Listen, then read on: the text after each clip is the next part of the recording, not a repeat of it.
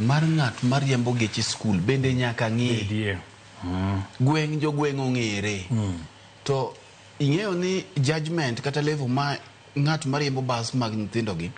nyaka ng'i, en nyaka obedie ng'at ma discipline mare ni malo molo joma moko. Victor, sani kiwuok kae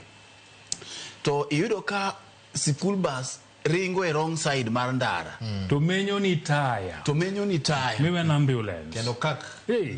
steering kak yudo ka oringe pavement moringo oko to ting'o nyithindo to giki yudo ka matatu ringo. Judgment mari mar school bus ni nyaka bede mopogore kendo ki ng'ama responsible to ka namba ni kanyo to nyaka imak namba no migoche ne principal ni to ng'at ma kama ibo bedo trend mar riembo nyithi sikul adier. Imiya paro ndalo moko ne wan gi rodo hog ka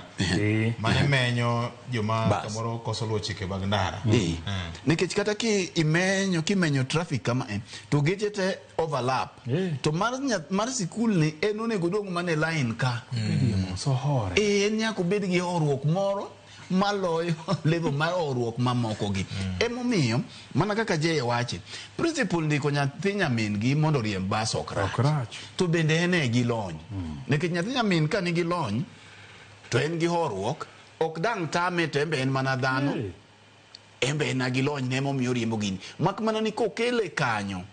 nikech en owad gi principal koro gibiro ng'iyo kaka gigo kwan mag mafuta ni no hol kama to ok hol gi gik mamoko ema koro miyo wachopo kuonde makamagi.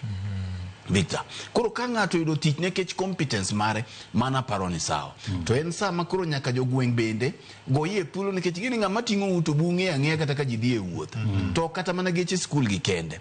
ndara te dwaro horuok. Ibiro nyisi ni sama inie ndara ine ma nyaka ipari ni ine ng'ama wiye tie ndara no kende.